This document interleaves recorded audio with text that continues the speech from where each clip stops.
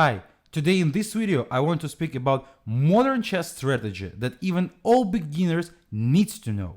20 years ago that was a surprise in the chess world, I think, but right now it's a very common tool that you definitely need to use. My name is Pavel Martinov and welcome you to my YouTube channel, and let's start. We will start with the game between Vladimir Kramnik, who played white, and Garry Kasparov. This game appeared in their match for the chess crown, and in this well-known position, Kramnik played h4, a very interesting strategy that nowadays is very popular and very common in chess, but those periods it was quite surprisingly. Basically, White's idea is to move up the pawn till to the h6 to destroy the king position. So let's imagine if Black will try to skip the move, something like that. So my pawn will go ahead, and after I appears on h6, Black have a really bad choice. The first one is to take, but I can, for example, even take with the bishop, and we are saying about the destroyed position of Black's king. The other choice is let me take on g7. That also leads to the destroyed king side. And if Black will go naturally g6, the g7 square will be a weakness. The king will be stressed on the last rank for the all moments, even in the endgame. And then at some moment, I will have some possibilities in variations like queen goes to g7 with the checkmate ideas. So basically this pawn makes some magic around the position of Black and stress this. And we will see it in this game as well. So after h4, it's very dangerous to go bishop takes h4. Because on that move, I can go knight takes h4.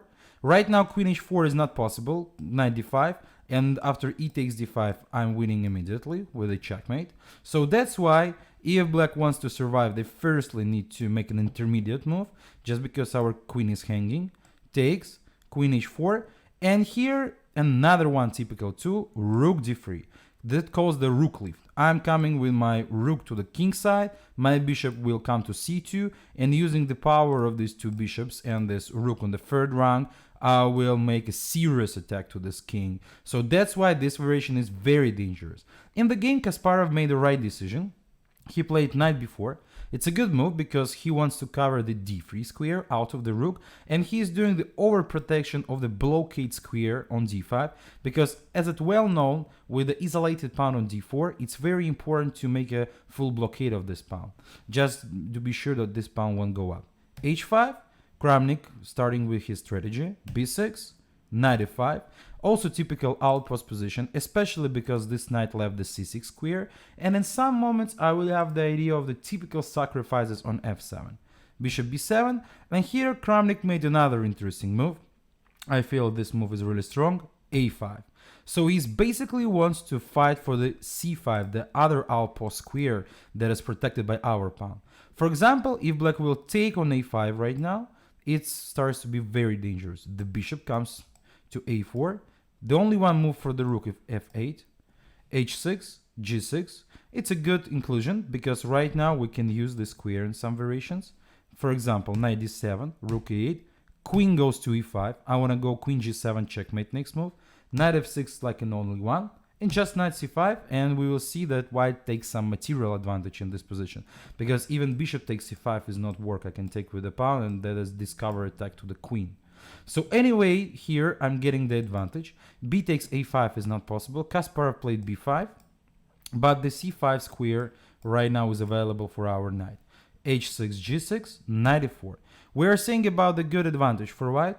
Kasparov played knight c7, that's basically logical. He wants to, first of all, defend the e6, f7 structure, just to avoid any knight f7 ideas. And his next idea is to go bishop d5. The trades are always good for the side who is doing a defend. Yeah, and to trade this powerful, potential powerful bishop who's doing the pressure to this structure is very good for Black.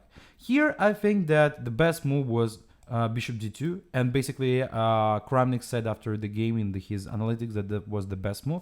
So white keeps tension, looking for this knight at some variations, yes, because the squares also can be hanging. The rook can go up to c1 to support an attack. Knight c5 is like the safe possibility, and it's hard for Black to find a counterplay.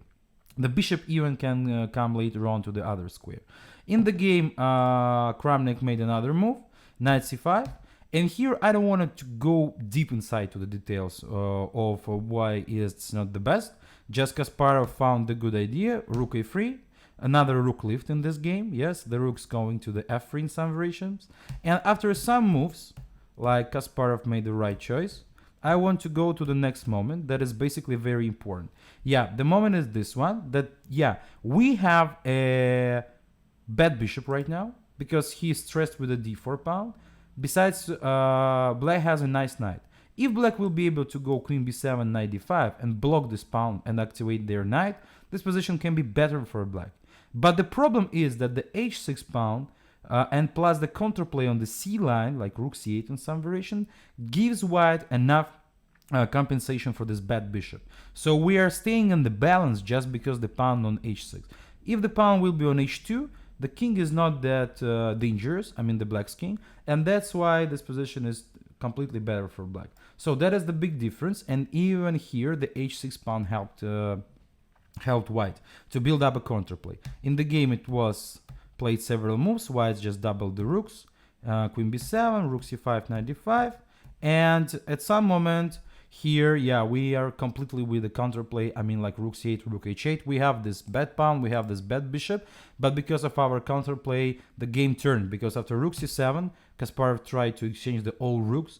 Kramnik transferred the position, takes, and right now it's not the isolated pawn anymore. It's a strong passing pawn that is basically can go up. The position for the bishop starts to be more open. Again, Kramnik took the advantage. Unfortunately for him, he didn't win this game. But the game going out from our main topic, I mean the h-pawn. I just wanted to show that the h-pawn helped white a lot during all the game, and even when structures changed several times, the h-pawn was good in all cases.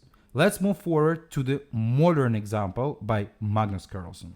This position appeared in the game between Magnus Carlson, who played black, and Wesley So. And let's see this position. Basically, we can say that the bishop on g2 is a bit blocked with this pawn structure. White has a clear plan to bring the rook to c1, maybe even try to double the rooks on the c line and make some pressure on the c6 pawn. So black needs to do something just to find some clear strategy. And Magnus played h5. Again, he wants to go with the pawn tilt to the h3 just to make his position better than it was. Let's see. Queen c2, h4. For sure, it's not good to take on h4 because I will be able to take back this pawn on h4 with my queen. Like, I don't know, I think even something like that can appear. And after I will take the pawn, I will able to make the rook lift, and the king will be in the danger because I destroyed the position of white's king. So after that, after h4, white decided to go rook c1, h3, bishop h1, bishop g4. And in compared to the position from which we started, the only one move black made by the piece is the bishop to g4. But this pawn is doing the job. Yeah, the king feels stressed. The bishop is actually switched off from the game. From g2, he was able to jump to some new diagonal, but on h1, he just needs to stay passive there. White tried to play knight b1.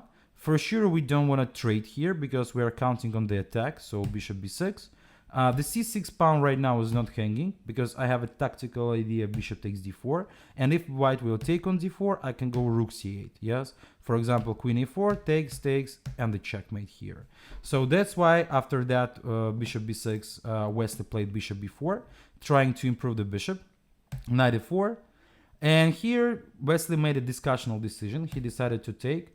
I think that probably he thought that the bishop on h1 is completely blocked and he will be ready to defend the white squares with the queen and the knight, just to have f3 maybe at some moment. So it's a discussionable decision, but still. Queen d3, queen f6, queen f1, just to queen f6 is covering the f3 square, so all this construction needs to stay passive, unfortunately for white. And here Magnus made a really nice plan. He decided to play rook e8. His idea that he made the maximum progress on the king side, and that's why he need to turn to the queen side and fight for this open line, I mean the b line. It's a nice strategy. Rook b1, rook b8, bishop c5, bishop a5, bishop b4, bishop c7. It's a kind of a typical idea, disappearing move. Our bishop is not on b6, we are staying calm on c7, while the white's bishop returned to b4 from the more active square c5.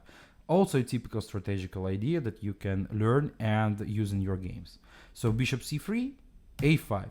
Again, very nice move related to the understanding, because like at some moment the pawn can be hanging from the queen after some traits on the b8, for example. And after a5, I'm taking the fill on b4 out of this bishop, so it makes the white's position worse than it was. f3, Wesley decided to start to play active here. Bishop e6, e5, queen e7. Yeah, he took some space advantage, but unfortunately for white, all these pawns moved from the king.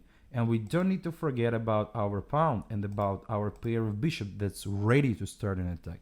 So right now the a3 pawn is hanging, and Wesley decided to defend it with a passive move rook a1, but it's hard to suggest something best, unfortunately. c5. For sure, we are ready to counter in the center. We need to unlock the position for our bishops. Yes, make them free diagonals. Queen f2, c4.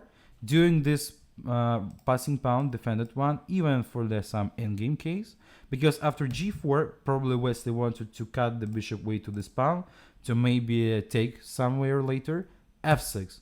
I'm already attacking the center, but from the other side, because my passion is to unlock the position for the bishops. For example, after takes, I can go bishop f4 at some moment, so my bishop starts to be unlocked, and for sure it's good for me. So Wesley decided to move the king to h1, and here takes, bishop b6. Here Magnus made a really nice decision. After bishop d4 takes, he played the best move even to the computer, because it seems that we are attacking the king just using our pawn, but he decided to transfer the position for the endgame. Right now, basically white needs to take, because after some move like, I don't know, queen f4, I can go, for example, d4 in some case, or rook b2, yes, and the pawn starts to be wild there. So queen takes a7 was in the game, rook a7, and unfortunately for white, they can't replace the knight to d4. Here the knight can block these pawns, but on d2 he is completely inactive, and white can't prevent d4. Wesley played rook c2, d4, and he decided to take on c4. Yeah, for sure this position is already winning for black. The pawns are too strong, and the bishop is connected to them. But after knight c4, white's losing immediately. Rook c8, rook c1, take d3, rook c3. Everything is pretty forced. d2, rook d2, rook c7. On king g1 right now, I will go rook c1, king f2, d1 queen, winning the position. So Wesley decided to have some fun, probably because that was in the game on the internet. He took rook c1 here and checkmate. But anyway, even here our pawn helped us. Yeah, because the h3 pawn takes the g2 square out of the king. So even Magnus Carlson using this strategy with the h pawn, and that was a very nice example. And basically we learned not only this tool from this game, and let's move to the next game where the h pawn came in the very count situation. This count position appeared in the game between Nodirbek Abdusatorov, a young chess star, and Wesley So. Again, poor Wesley So. Here we can say that white can count on some small advantage, because the knight is more powerful than the knight on e7, and like the pieces are still better, but the problem is that black, they don't have any weaknesses like pawn structures and so on, and after some moves like knight c6, knight g6, and few more moves, the new traits needs to appear and the game will be equalized. But Nodirbek decided that the assessment needs to be another one. He played here h4. So even in this count situation, he starts up the plan to go through the h6 to make this king stressed. Knight g6, trying to trade, knight f3. And white's idea is to go h5. Queen c4, queen c2, avoiding the trade. And here for sure the best was to play h6 for black, h5, knight f4, knight f5, queen c7, queen d1, turning the queen to f3. Yeah, white can count on some small advantage, just because in general that is the improving for white, because the king can be weak at some moment. Maybe I can do the rook lift as well. But still the advantage is not that high, to be honest. But after queen c2, maybe So was impressed with this h4 move. He played queen a2, and unfortunately to him, that's losing immediately. The queen comes 2 away from the king, and after h5, knight e7, knight g5, the white's attack is unpreventable. Now, right now I want to go queen h7 checkmate, so g6 is probably the only one. Takes. And if black will do the natural take on g6, unfortunately I can go queen d2. And basically I have this very strong idea to join the queen on h7, and it's unpreventable, like king g7, queen f4, and rook h8. Right now it's impossible because I'm taking this pawn under control, and for some like random move I'm not going queen h4 because rook h8 will be, I'm going queen h2, and after rook h8 I'm going queen e5, and it's impossible, like king g8 for example, knight f7, and I'm doing the destroy of the position of black king. Later on I will take on e7, yes, and the king is too open.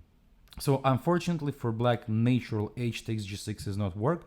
In the game Wesley decided to play knight takes g6, but after f4 I'm following to f5 to completely unlock the black's king and unlock the last piece that didn't play, because in this position the only one piece that is not playing is rook on f1. So the attack of white is unstoppable. Rook 8 f5 takes, queen f5, rook e7, knight f7.